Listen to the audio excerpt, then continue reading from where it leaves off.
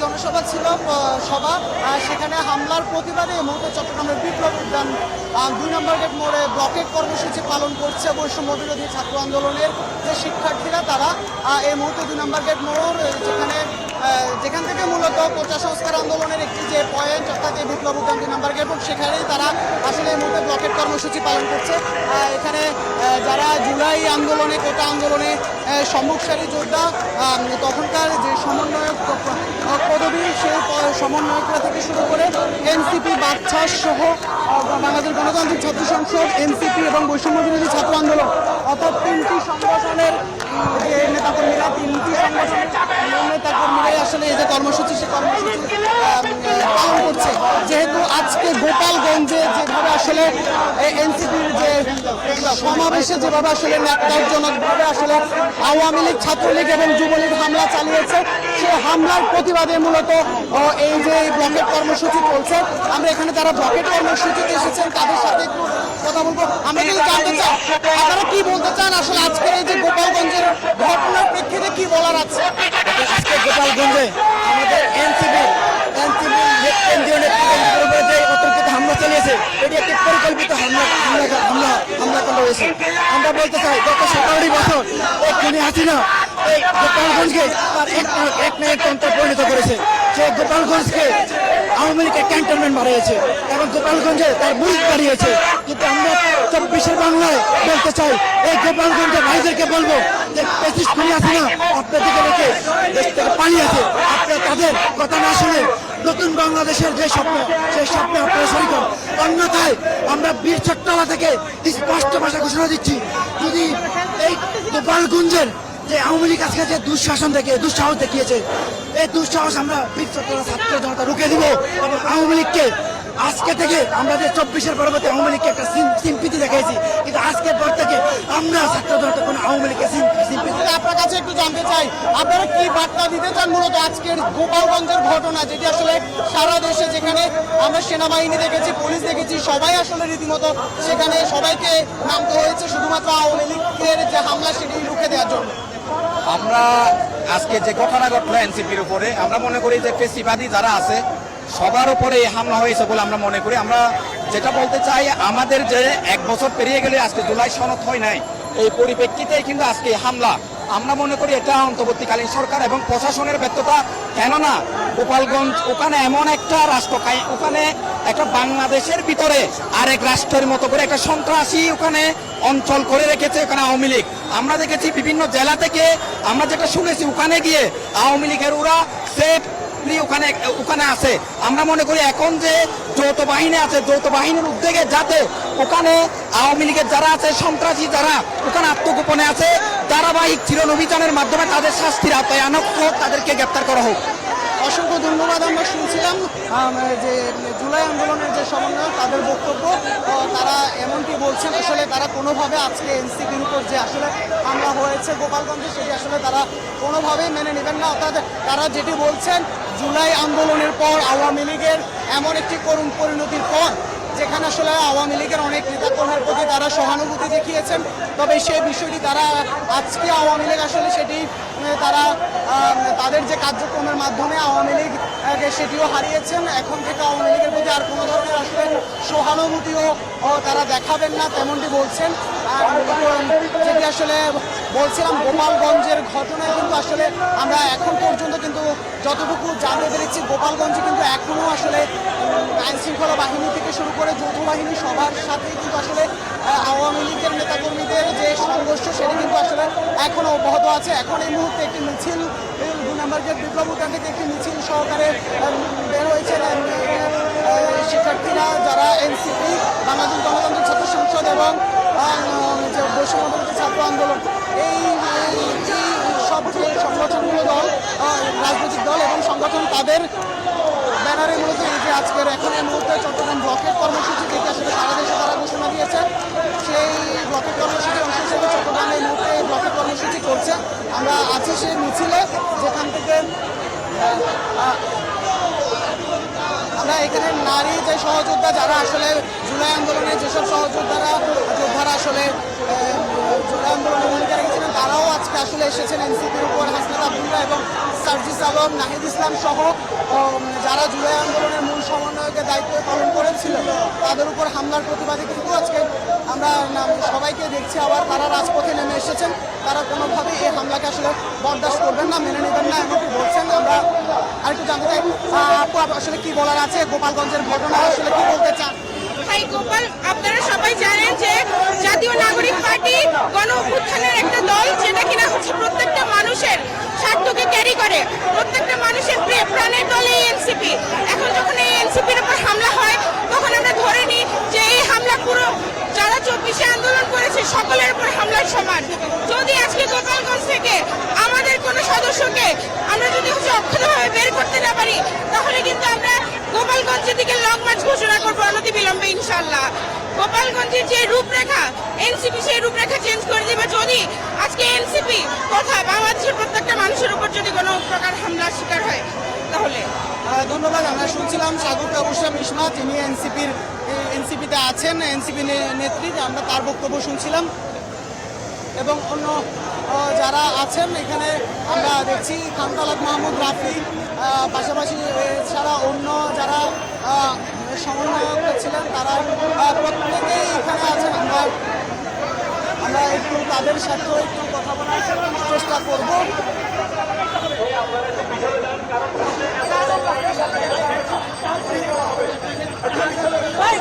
আমরা যদি একটু কিছু বলি গোপালগঞ্জের ঘটনা, বুঝি না কি বলার আছে আসলে আজকে গোপালগঞ্জে যে হামলা।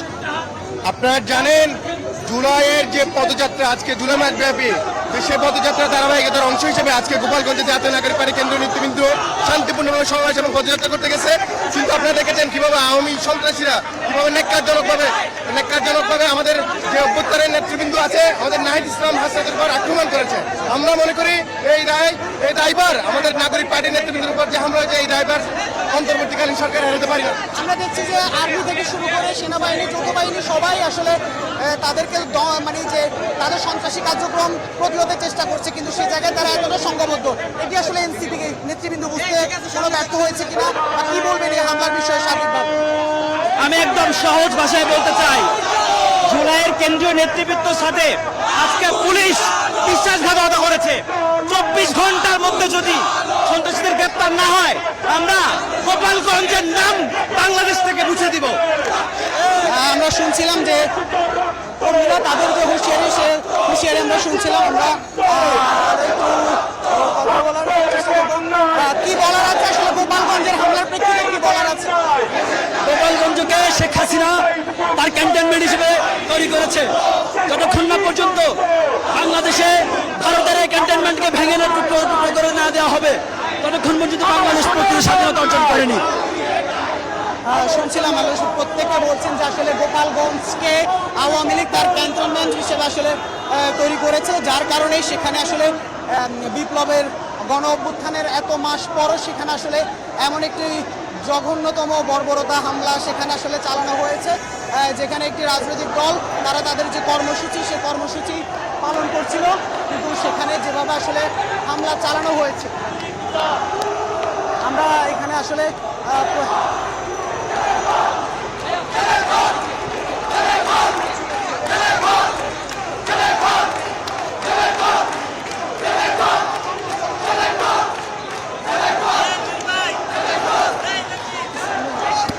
একটু কথা বলবো চট্টগ্রামের বৈষম্য বিরোধী ছাত্র আন্দোলনের আহ্বায়ক আরিফ মনিউদ্দিন। আপনার কাছে কি বলার আছে? গোপালগঞ্জ এমন একটি জায়গা, সেখানে এনসিপি কি কোনো ধরনের চিন্তা ভাবনায় কোনো তাদের পরিকল্পনায় কোনো ভুল ছিল কিনা? না, আমার মনে হয় না কোনো ধরনের ভুল ছিল। আমি মনে করি এটা গণ অভ্যুত্থানের সরকার এবং এনসিপি গণ অভ্যুত্থানের দল। আমার মনে হয় যেহেতু এনসিপি এখানে সমাবেশ করছে এবং যেহেতু আওয়ামী লীগের এই জায়গা, এটা সরকারের পক্ষ থেকে এটা নিশ্চিত দেওয়া উচিত ছিল যে এখানে যাতে কোনো ধরনের হামলা না হয়। আমার মনে হয় যেখানে প্রশাসনের মধ্যে যে পুলিশের মধ্যে যে আওয়ামী লীগের দোষরগুলো আছে তাদের এক ধরনের নিরাপত্তার কারণে এই হামলা হয়েছে। এই হামলার জন্য সম্পূর্ণভাবে পুলিশ প্রশাসন দায়ী। এবং আমরা বলতে চাই এই প্রশাসন যদি রিফর্ম না করা হয়, এখান থেকে যদি আওয়ামী লীগের দোষীদেরকে বের করা না হয়, আমরা বাংলাদেশের জনগণকে সাথে নিয়ে এই প্রশাসন থেকে আওয়ামী লীগের দোষীদেরকে উৎখাত করবো এবং সেই সাথে গোপালগঞ্জের আওয়ামী লীগের দোষরগুলোকে বাংলাদেশের বর্ডার থেকে পার করে ভারতের মধ্যে পাঠিয়ে দেবো তাদের আফার কাছে। অসংখ্য ধন্যবাদ। আমরা শুনছিলাম যারা আসলে এখন এই মুহূর্তে মিছিলটি 2 নম্বর গেট বিপ্লব উদ্যান থেকে তারা সেই মিছিলটি নিয়ে তারা মিছিল সহকারে এখন জিসির দিকে আগাচ্ছেন। তারা রীতিমতো হুঁশিয়ারি উচ্চারণ করছে। গোপালগঞ্জের ঘটনায় তারা কোনোভাবে আসলে মেনে নেবেন না। তারা সারা বাংলাদেশের যে ছাত্র জনতা যারা জুলাই আগস্ট আন্দোলনে ঐক্যবদ্ধভাবে রাজপথে নেমে এসেছিল, সেই ছাত্র জনতা এখনও রাজপথে আছে। সেই বিষয়টিকে আওয়ামী লীগের নেতাকর্মীদেরকে মাথায় রাখার কথা তারা বলছেন। আমরা এমনও কয়েকজনের বক্তব্য যেমনটি শুনছিলাম, তারা বলছে জুলাই আগস্টের পর আওয়ামী লীগের অনেক নেতাকর্মীকে কিন্তু সহানুভূতি দেখিয়ে আসলে একই সাথে তারা যে চলাফেরা সব কিছু করেছে, কিন্তু কোনো ধরনের সমস্যা কেউ করেনি। সেই জায়গাটি আসলে আওয়ামী লীগের নেতাকর্মীরা নষ্ট করে ফেলেছে। সেই জায়গা থেকে তারা আজকে থেকে তারা সেই সহানুভূতি দেখাবেন না বলেও হুঁশিয়ারি দিচ্ছেন। আমরা আছি এখন এই মুহূর্তে যেমনটি বলছিলাম গোপালগঞ্জে এনসিপির যে সমাবেশ, সেখানে আওয়ামী লীগ এবং নিষিদ্ধ সংগঠন ছাত্রলীগের নেতাকর্মীরা যেভাবে হামলা চালিয়েছে, সেই হামলার প্রতিবাদে চট্টগ্রামের জুলাই আগস্টের ছাত্র জনতা আজকে ঐক্যবদ্ধভাবে আবার রাজপথে নেমে এসেছেন। তাদের একটি দাবি, এই ঘটনায় যারা যারা জড়িত তাদের প্রত্যেককে যেন দ্রুত আইনের আওতায় নিয়ে আসা হয়। পাশাপাশি গোপালগঞ্জ, যেখানে আসলে সারা দেশ থেকে আওয়ামী লীগের যেসব নেতাকর্মীরা সারা দেশে অপরাধ করেছিল, এর পরবর্তীতে তারা সেখানে গোপালগঞ্জে নিরাপদ আশ্রয় চলে গিয়েছিল, সেখানে থেকে তারা আসলে এই নেককারজনক হামলা চালিয়েছে। সেজন্য তারা গোপালগঞ্জে সারাশি অভিযানের যে দাবি, সে দাবিও আসলে জানাচ্ছেন।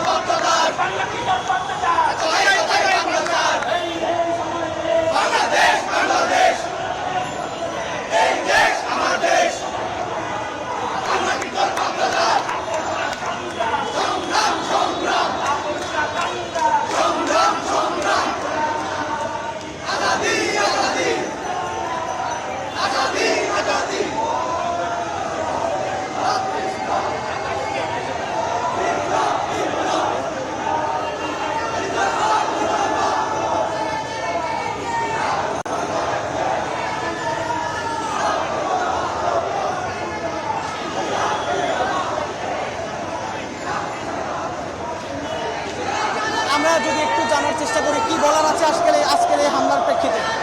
আজকে আসলে হামলায় যারা জড়িত তাদেরকে 24 ঘন্টার মধ্যে চিহ্নিত করে সুষ্ঠু তদন্তের মাধ্যমে তাদেরকে আটক করতে হবে এবং দৃশ্যমান বিচার আমাদেরকে দেখাইতে হবে। প্রতিবার যেটা হয়, যে কোনো ঘটনায় ইন্টারিমের প্রশাসন যে কোনো কয়েকজনকে আটক করে নিয়ে যায়, পরে আমরা শুনতে পাই মূল হোতাদেরকে ধরা হয়নি।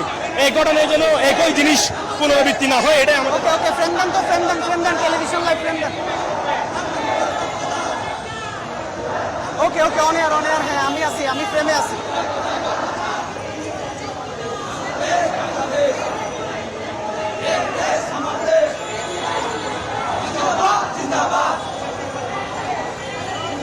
হ্যাঁ ভাই,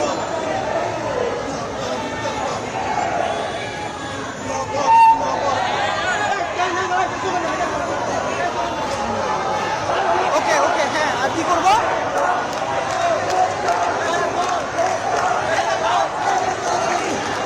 অডিও লেভেলটা একটু কমাই দেন,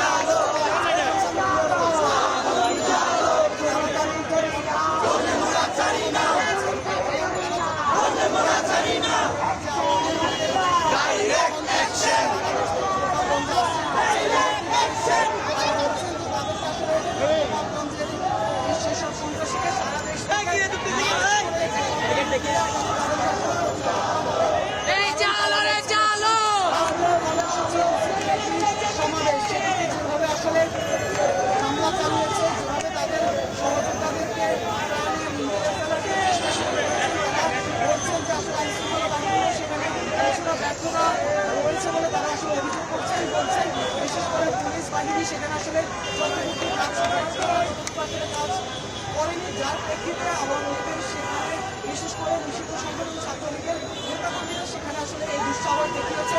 আর এখন পর্যন্ত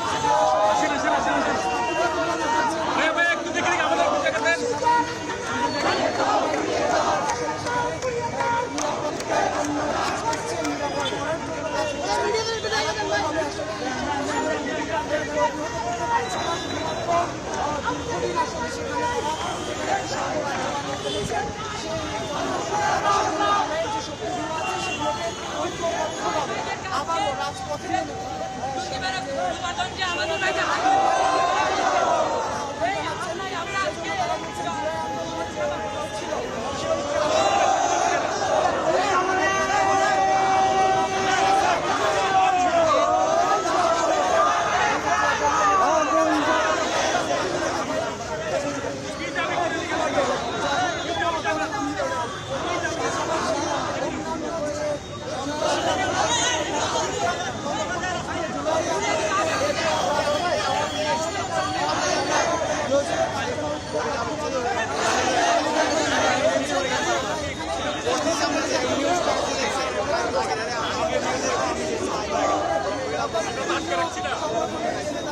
সবাই কিন্তু আসলে একত্রে মুহূর্তে অংশ নিচ্ছে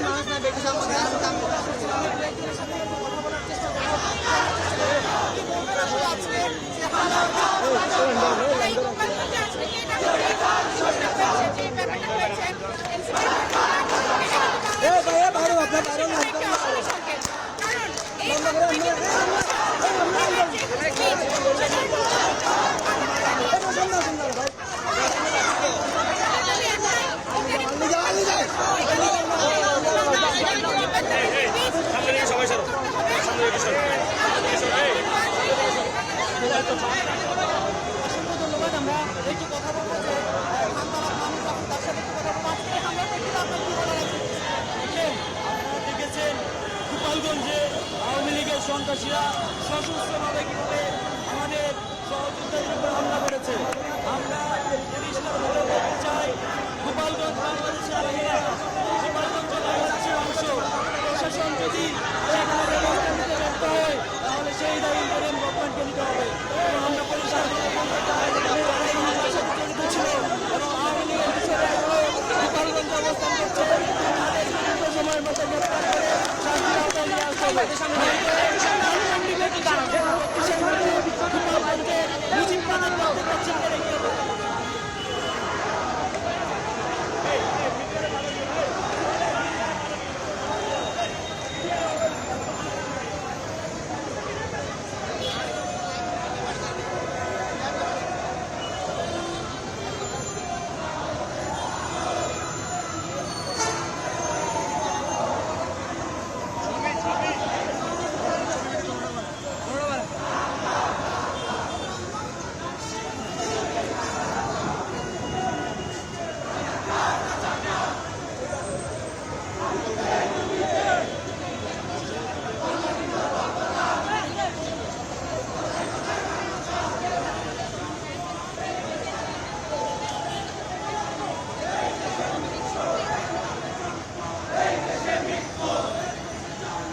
এই দেশে মৃত্যু